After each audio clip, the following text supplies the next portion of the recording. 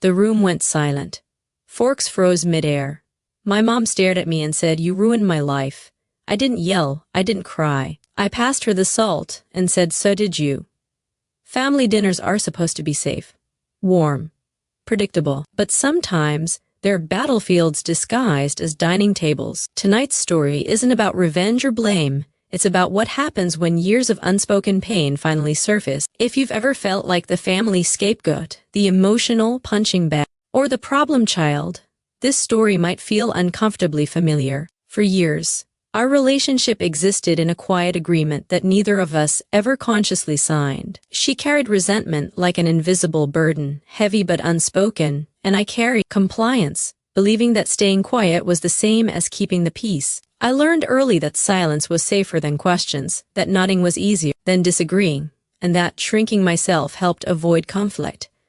Over time, that silence hardened into routine. We talked about weather, chores, and schedules, but never about feelings, dreams, or disappointments. The real emotions lived in the pauses, the sighs, and the looks that lingered just a second too long. When someone finally says, "You ruined my life," it rarely comes from a single argument or a specific mistake. It's the overflow of years spent swallowing frustration. It's a sentence built from abandoned ambitions, choices made out of obligation, and a life that didn't turn out the way someone imagined it would. Those words carry the weight of everything that person never processed, never healed, and never took responsibility for. Instead of facing those regrets directly, they get projected onto the nearest, safest target, often a child who was never meant to carry them. In my case, I became the symbol of everything she felt she gave up. Dreams paused, paths not taken, versions of herself she never got to become. None of that was my choice, yet I grew up feeling accountable for. Children are incredibly perceptive.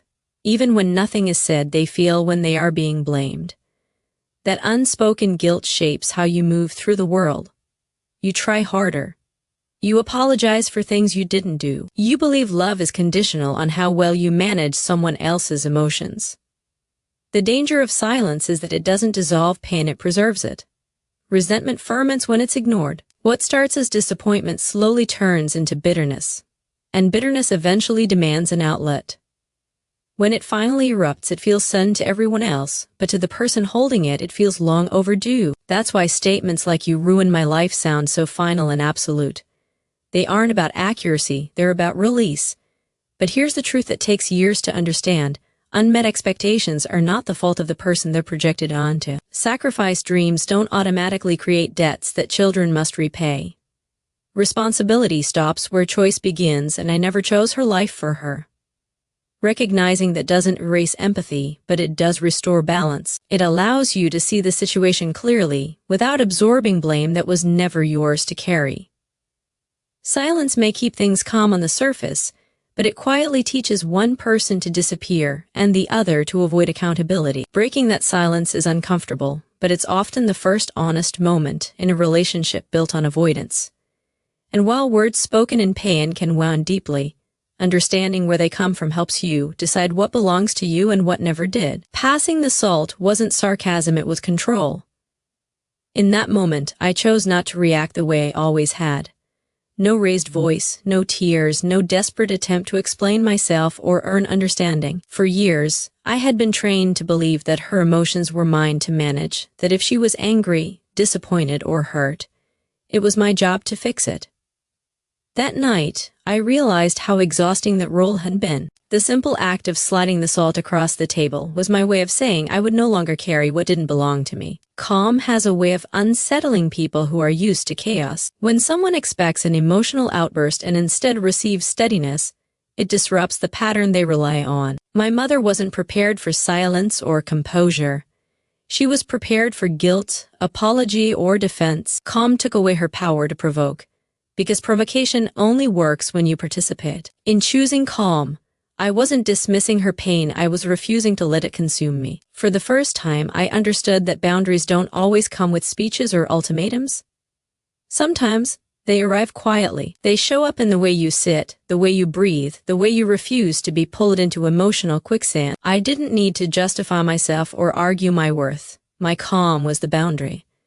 It said, "I hear you, but I will not drown in this." There is a common misconception that staying calm means you don't care, that emotional restraint is cold or disrespectful. In reality, it can be an act of deep self-respect. I cared enough about myself to stop bleeding internally just to keep the peace. I cared enough to recognize that absorbing someone else's pain doesn't heal them, it only destroys you. Calm isn't passive, it's intentional. It's choosing response over reaction. That moment taught me that chaos feeds on emotion. The louder the room gets, the harder it is to think clearly, to see what's actually happening beneath the words. Calm cuts through the noise. It creates space where clarity can exist, and in that space, I saw the truth. I had been surviving in emotional survival mode for most of my life, confusing endurance with love. Passing the salt was small, almost absurd in its simplicity, but it represented something enormous. It was the first time I acted from self-control instead of self-protection. I wasn't trying to shield myself by shutting down, and I wasn't trying to win by attacking back. I was present, grounded, unavailable for emotional warfare.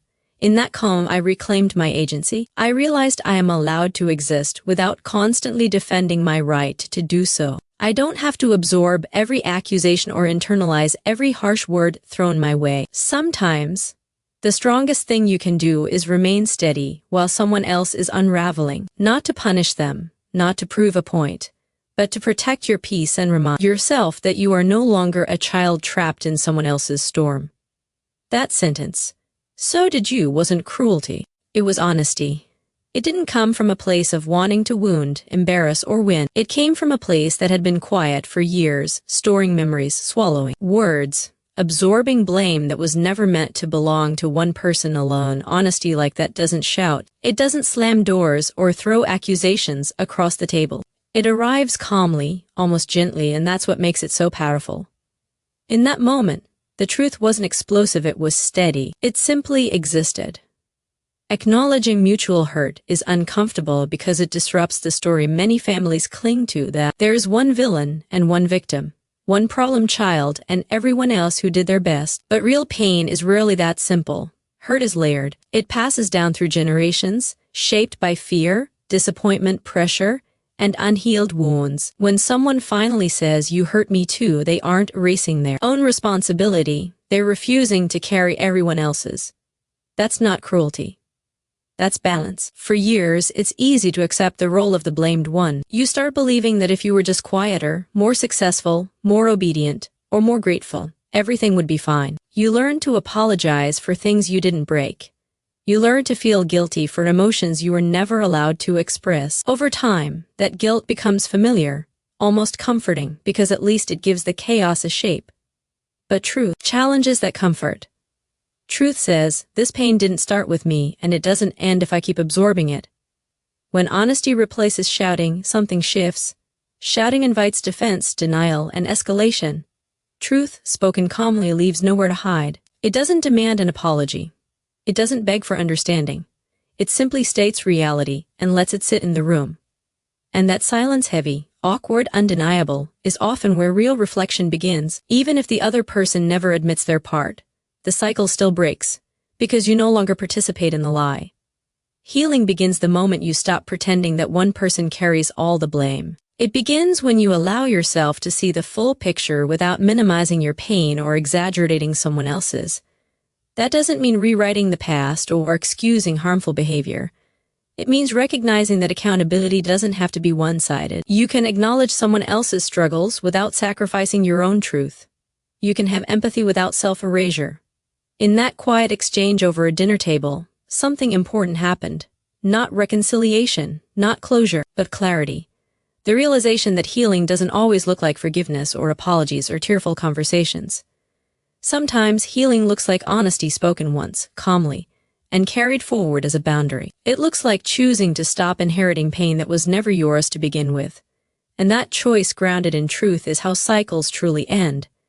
That night, sitting at a table that had witnessed years of forced smiles and swallowed words, something finally clicked. I understood that I had spent most of my life trying to repair damage I never caused. I was carrying the weight of someone else's disappointments as if they were my responsibility, shaping my choices around avoiding conflict, chasing approval, and trying to become the solution to a problem that existed long before I did. In that moment, I saw clearly that I don't exist to fix someone else's regrets, no matter how close they are to me or how much I love them. Loving family doesn't mean accepting emotional harm as the price of belonging. For a long time, I confused endurance with loyalty. I thought staying quiet, absorbing blame, and making myself smaller was proof of love. But love isn't meant to feel like emotional waste management, where someone dumps their unresolved pain, anger, and failed dreams onto you and walks away lighter while you're left carrying the mess.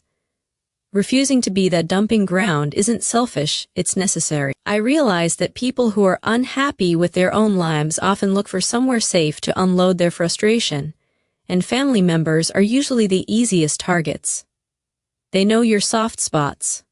They know you're conditioned to stay, but understanding where someone's pain comes from doesn't mean you have to accept being wounded by it.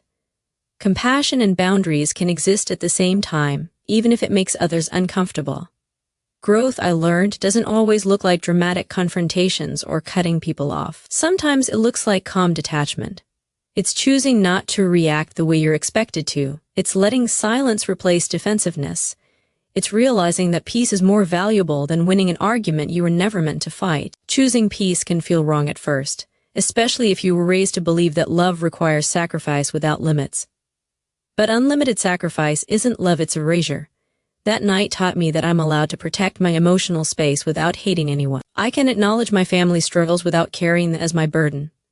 I can love them while refusing to internalize their disappointment. Growth is understanding that someone else's bitterness doesn't define my worth, and their regrets don't dictate my future. Choosing peace is uncomfortable because it forces you to step out of familiar roles: the fixer, the peacemaker, the one who absorbs everything so others don't have to. But discomfort is often the doorway to healing. When you stop volunteering to be hurt, you give yourself room to become who you actually are, not who you were shaped to be out of survival. That realization didn't fix everything overnight, but it changed how I saw myself. I stopped trying to earn peace through suffering. I started choosing it through self-respect. And for the first time, I understood that growth isn't about becoming harder or colder. It's about becoming honest enough to choose yourself without guilt. You are not the worst thing that ever happened to someone just because they say so. Sometimes the bravest thing you can do is stay calm, speak truth, and choose yourself without hatred, without guilt, and without losing your humanity. If this story resonated with you, you're not alone, and you're stronger than you think.